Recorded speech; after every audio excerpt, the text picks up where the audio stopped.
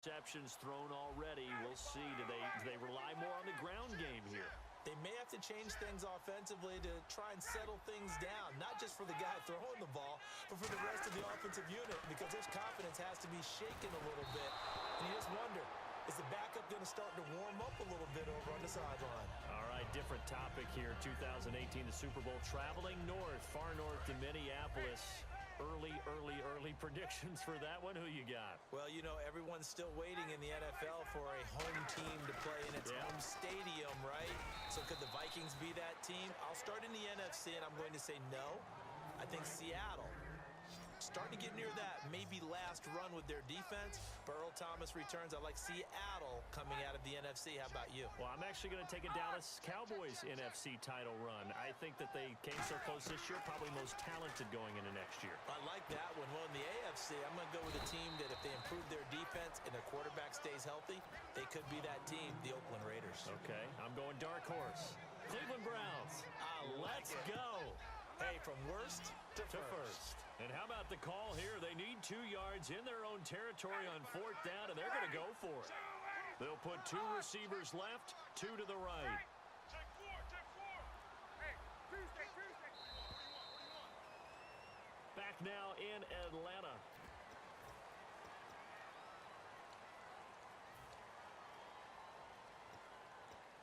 The offense staying out. They're going to go on 4th and 2.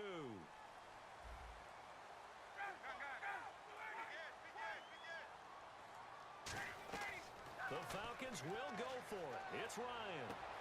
He's got Sanu. That one good for 21 yards. And on 4th down, they're able to convert and move the sticks. 4th and 2, they got it. That was kind of that gray area. Is that a feel thing, whether you go run or pass there offensively? I think it's a feel thing. It's a tendency thing about what you like to do yourself on offense, as well as knowing how strong they are against the run on defense. Got to make a decision, and they made the correct one. Now Ryan. And seeing no options, he just tosses this one away incomplete. Now that'll bring up 2nd down. Sometimes the coverage is so good, no matter what you're doing on offense, you just can't shake anyone free. They try their best to find someone open, but they took away every passing alley, every angle, and shut the play down. 2nd and 10. It's Ryan again. And seeing nowhere to throw, he chucks this one away from harm. Incomplete. Now it's 3rd down. Defense has set themselves up nicely. 3rd and 10 now. Let's face it, you can run the route tree as many times as you want, get in sync, practice it, do all those things. But once you get to game speed, it doesn't always time up quite that well. That one goes incomplete. They get 7 there, but it brings up 4th. Partner, I think that completion takes the definition of dink and dunk to a different level, doesn't it? It does, and the defense was right there, kind of played into their hands.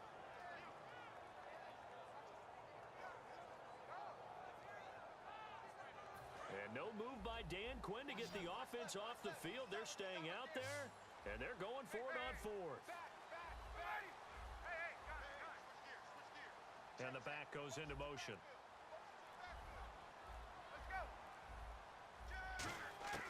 Fourth down. Here's Ryan. Oh, no, he lost the football. Dan Quinn's guys unable to come through there on 4th down. And this defense will take over right at midfield. Now the Falcons offense gets ready to head back onto the field. And following that long touchdown pass, a one-play drive last time, see if the defense, you know they're ready. They don't want that to happen again. And you would have thought they would have been ready the last time. That's what you work on all the time. Make sure that no one gets behind you. That's the cardinal sin of defense, not giving up the long pass. They did. Let's see how they adjust. He was trying to hit Taylor Gabriel that time. That'll bring up 2nd down.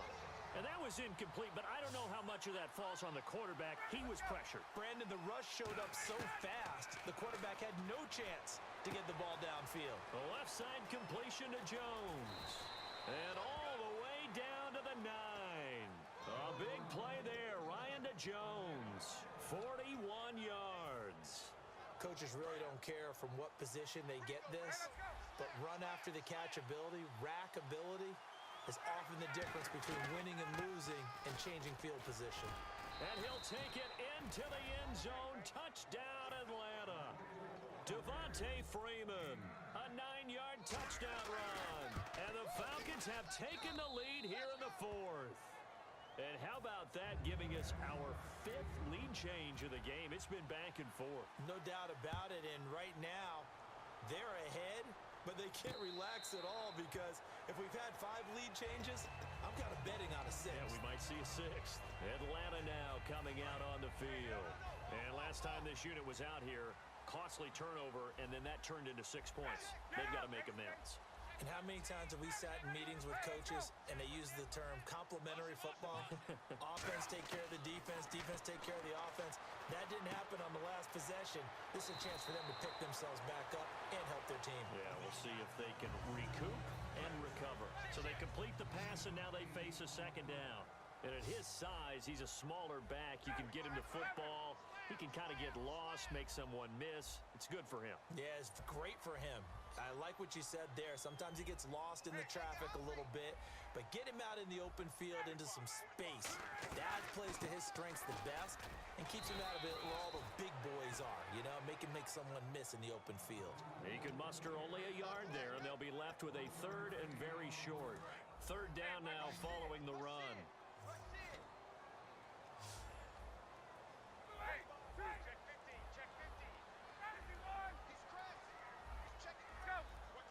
Gabriel, the man in motion. Here's Ryan. Finding Gabriel, complete. And he gets it down to the 48, enough for the first. 17 yards on the pickup there, and the drive will continue. And let's see what the defensive coordinator may have up his sleeve here to try to get this final last stand and win this football game.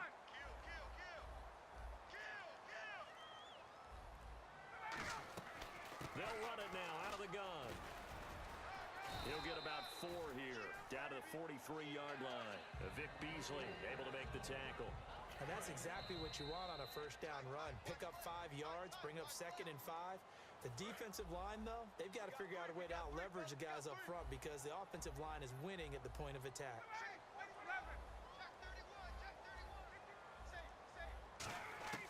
On 2nd down, here's Ryan. Escaping the pressure right. Now a desperation throw deep downfield. And it's knocked away and incomplete. I know exactly why he tried to throw the ball to Julio Jones there. He's never considered cover. He's either too fast or too strong. You always try and get it to him. Especially on those deep passes.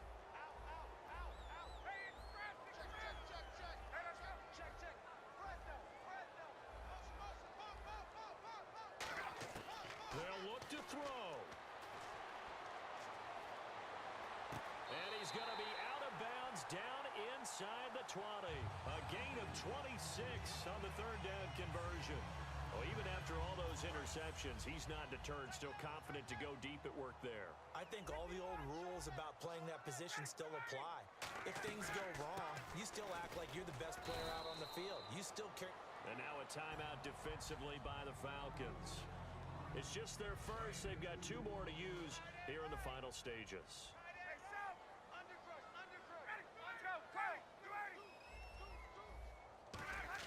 He's back to throw. Flushed out right. And he can't get a throw off. He's taken down. What a huge play at this point in the game. And the Falcons going to use another timeout. That'll leave them with just 1 remaining in this 4th quarter of play. Now play number 8 on this drive, and they need 9 yards to pick up the first on 3rd. Back to throw. And this is caught for a Falcon touchdown. Jacob Tamme, a 15-yard touchdown grab. And the Falcons have taken the lead here in the 4th.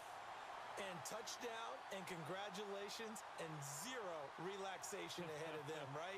Way too much time on the clock for them to start celebrating. Yeah, part 1 is done, but now on the sideline, you can already see them scrambling down there. They're getting those defensive guys ready.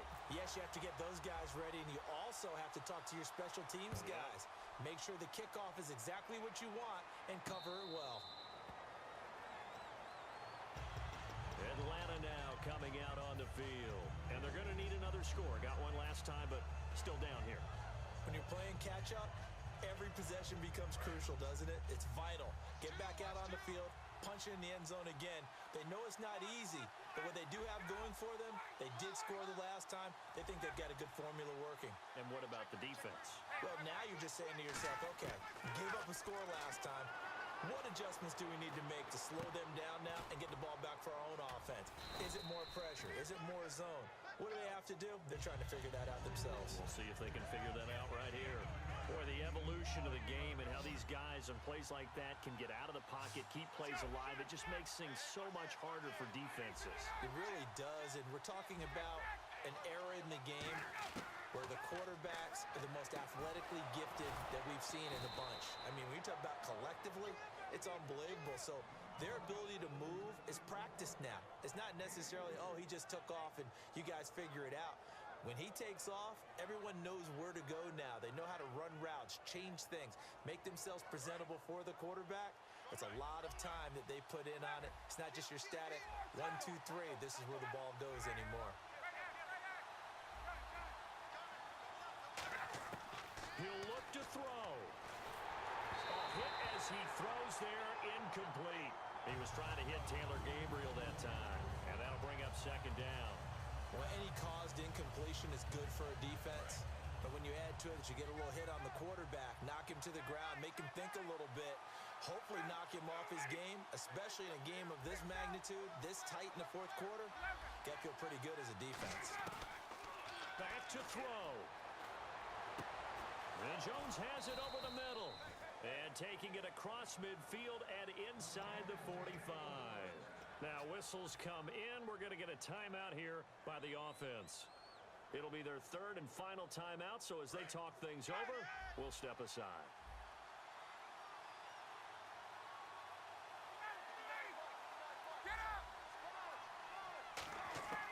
Throwing now is Ryan. And he just gets rid of it. Throws it away. The wise move there. Looked like nobody open. Now second down. NFL quarterbacks work so hard on their mechanics, and they do so much repetition and practice, off-season, the whole deal. They expect it to be autopilot once the games start. That way it eliminates any type of pressure of the game, pressure of people in your face, all of that. That didn't shine through on that throw, though, did it? No. A little bit of a dangerous pass and off target, too. He's going to let it fly. Oh, this is taken in. It's complete. And he'll take it into the end zone. Touchdown, Atlanta. Julio Jones with time running out. And the Falcons have taken the lead here in the fourth. And his kick is right through.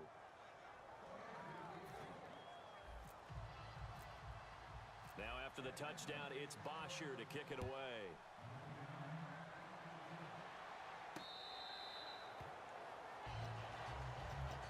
Now the Falcons offense, they get ready to head back out here.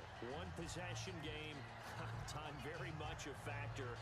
How does the offense handle this situation? Well, in a lot of cases, they should be somewhat relaxed. And I know that's counterintuitive because this is a pressure situation.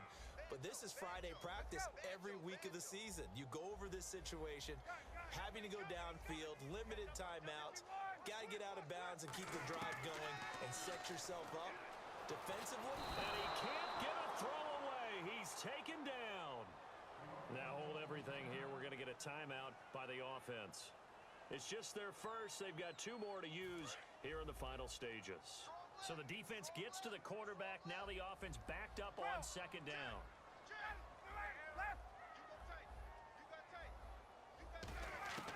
Now Ryan. And he's got his man in stride, complete. Now whistles come in. We're going to get a timeout here by the offense. That'll leave them with just 1 remaining in this fourth quarter of play. So 3rd and 7 and an extra defensive back on the field here. Definitely want to play coverage here. Here's Ryan. Now a desperation throw deep downfield. And a crusher there as it's intercepted. Picked off by Robert Alford. So out come the Falcons now. Only 1 timeout defensively, so this should just be a simple kneel down. I agree totally. I looked at my time management chart, It says, take a knee, victory formation. They just have one timeout left, and that should be all she wrote. By the way, it's a good thing you can read that because nobody else can. Not with my chicken scratch, not at all.